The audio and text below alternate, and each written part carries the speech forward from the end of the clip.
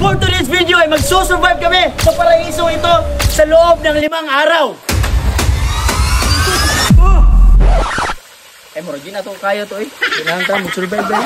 Siyempre, hindi namin kaya mag-survival ng 5 araw. Hindi kasi ako si Beatmaster na sobrang fighter. Kaya ang ginawa na lang namin, mag-camping at eating together. Wow! Pero bago kami nakarating sa lugar na yan, nilakad muna namin ng 5 days, 10 nights, 24 hours, and 2 seconds. At habang naglalakad kami, meron kaming nakitang 2 manok sa kapitbahay. Ayun, tuhog! Lechon! Sa haba ng nilakbay, halos kami ay hinimatay. Napabago na kami kakahanap ng spot namin.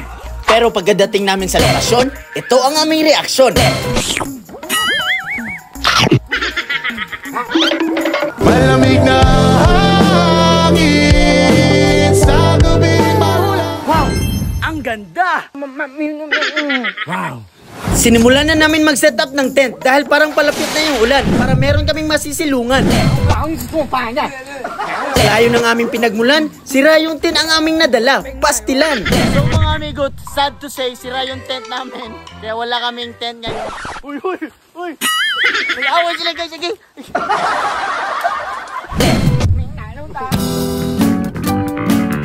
Gutom na ako kaya manghuli na ako ng manok. Pero kailangan natin mapasubok para tayo makausok. Huli!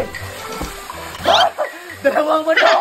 Yung tiyan natin, hindi kakatok. Lulutuin na namin kaso hindi ako marunong. Kaya tinawag ko na lang si Manong.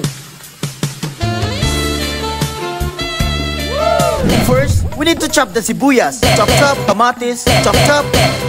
Asin, sibuyas dahon, ouch, black pepper, oh yeah. And lastly, oyster sauce para yung lechon magiging delicious. Wow! Habang niluluto yung manok, syempre hindi mawawala yung panulak. Kaya kinuha ko na yung malamig na coke. Wow! Coke na! So refreshing! Luto na yung pagkain, kaya ngayon, kakainin na namin.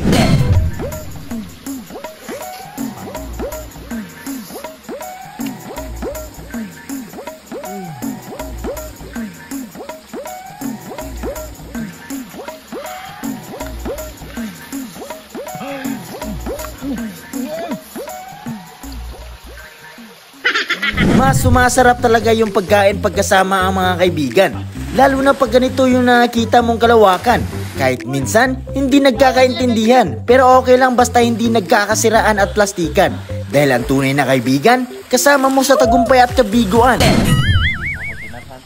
Ubos!